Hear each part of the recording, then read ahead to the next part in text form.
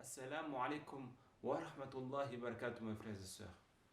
Dans cette présente vidéo, nous allons voir comment guérir de la sorcellerie et comment se protéger de ça. Car, alhamdulillah, ce sujet est très important.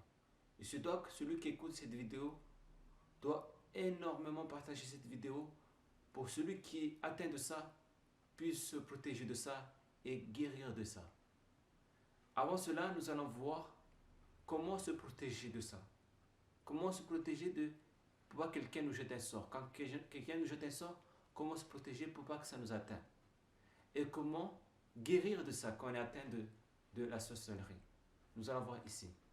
Déjà, il y a plusieurs raisons. Plusieurs raisons qu'une personne te jette, il te jette un sort. Quelqu'un qui t'en veut. Quelqu'un qui est ennemi de toi. Ou quelqu'un qu'on a dû de te jeter un sort. Donc, parmi ceux-là, il y a la jalousie. Parmi ceux-là, il y a les mauvais œils. Toutes ces choses-là. Donc, premièrement, il faut que nous se protégions de ça. Comment savoir si on est jeté par ça? C'est que quelqu'un te jette un sort pour une chose précise. Exemple, il ne veut pas de ton mariage. Donc, il va te jeter un sort pour que ton couple ne marche pas. Donc, il va faire tout pour que ton couple ne marche pas. Il y aura des disputes, ton mari va te tromper, ta femme va te tromper, plein de choses comme ça.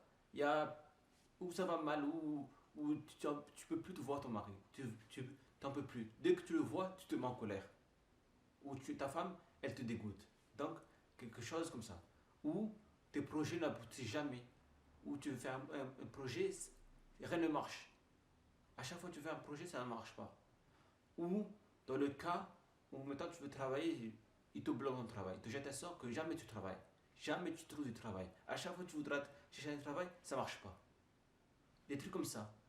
Ou quand dans le sens où tu veux préparer un mariage, voilà, dans ce sens-là, ça ne marche pas le mariage.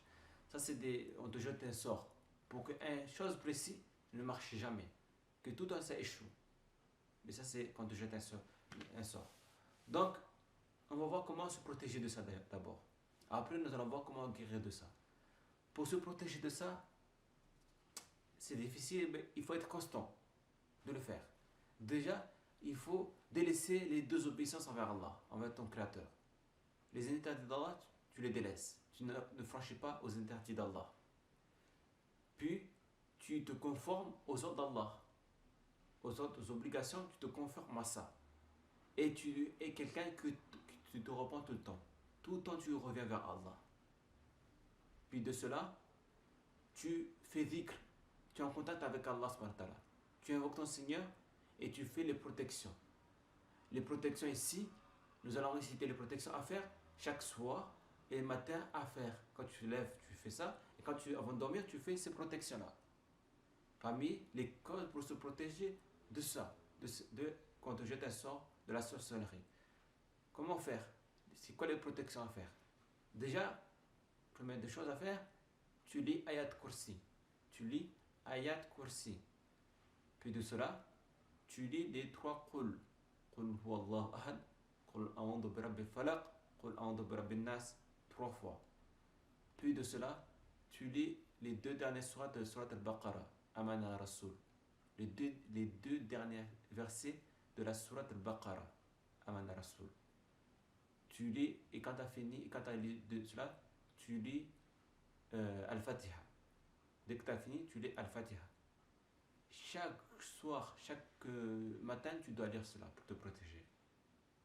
Une fois là, si tu n'es pas atteint et tu te protèges, tu fais comme ça, comme tu as dit, Inch'Allah, tu ne seras pas touché par ça. Même si quelqu'un il te jette un sort fort, mais là, pour la protection d'Allah, pour la permission d'Allah, Allah va te protéger de ça. Si maintenant tu es atteint de la sorcellerie, quelqu'un te jette un sort et que tu es dedans, tu es atteint de ce sort-là, qu'est-ce que tu vas faire pour te débarrasser, pour te guérir de ça? Nous allons voir maintenant. Premièrement, il faut que tu cherches ce qu'on appelle des feuilles de lotus vert. Des feuilles de lotus vert. 7 feuilles de lotus vert. Ils sont grands comme ça, ces feuilles-là, à peu près. C'est cette feuille-là que tu vas les prendre. Tu vas les écraser entre 2 pierres. Tu vas les frotter. Tu vas les frotter Et c'est cette feuille-là, une fois que tu les frotter entre deux pierres, de grosses pierres, tu les frottes, tu vas les mettre dans de l'eau. Une quantité d'eau qui couvre ces feuilles-là. Tu les trempes dedans. Et tu les mouilles jusqu'à ce que ces feuilles-là, le goût, la saveur de ces feuilles-là, il rentre dans l'eau, il imprègne l'eau. Et là, tu vas lire ces versets-là qu'on va dire ici. Tu vas lire ces versets-là et tu vas les souffler dedans. Tu lis, tu souffles dedans. Qu'est-ce que ces versets? D'abord, tu commences par Ayat Kursi. Toujours, tu commences par Ayat Kursi. Puis, tu lis la sourate Al-Araf. Al-Araf, c'est la sourate 7, du verset 117 à 122. Du verset 117 à 122. Sourate Al-Araf. Et quand tu lis ces versets-là, tu lis la sourate Yunus. C'est la sourate 10, si la mémoire ne me trompe pas. C'est la sourate 10. Tu lis du verset 69 à... Non, tu lis du verset 79 à 82. Du verset 79 à 82. Sourate Yunus. Du verset 79 à 82. Quand tu lis ces versets-là, tu lis la sourate Taha. Du verset 65 à 70. 65 à 70. La sourate 20. Taha. Et quand tu as fini de lire ces versets-là, tu lis la sourate Qul ya ayyuhal kafirun. Qul ya ayyuhal kafirun. La sourate al-kafirun. Tu lis ce sourate-là. Qul ya ayyuhal kafirun. Et quand tu as lu cela, tu lis les 3 Qul. Qul huwallahu ahad. Qul a'udhu bi rabbil falaq. Puis Qul a'udhu bi rabbin nas. 3 fois. Et quand tu as fini de lire cela, tu souffles sous l'eau où il y a les feuilles de lotus vert. Tu prends l'eau que tu as soufflé dedans. Tu bois 3 gorgées d'eau. Tu bois 3 gorgées d'eau. 3 fois. Et quand tu as bu, tu prends le reste, tu te laves avec. Tu te laves avec le corps en entier. Tu prends l'eau, tu te laves. Et cette opération-là doit se renouveler 2 ou 3 fois. Et il n'y a pas de mal, les savants ont dit qu'il n'y a pas de mal à le faire plusieurs fois jusqu'à ce que la guérison s'obtienne. Il ne faut pas que tu lâches. Tu essaies de le faire plusieurs fois. Mais bin là, tous les savants sont unanimes dessus que si tu le fais cela, il est toujours, par la permission d'Allah, tu vas guérir. Par la permission d'Allah, tu vas guérir.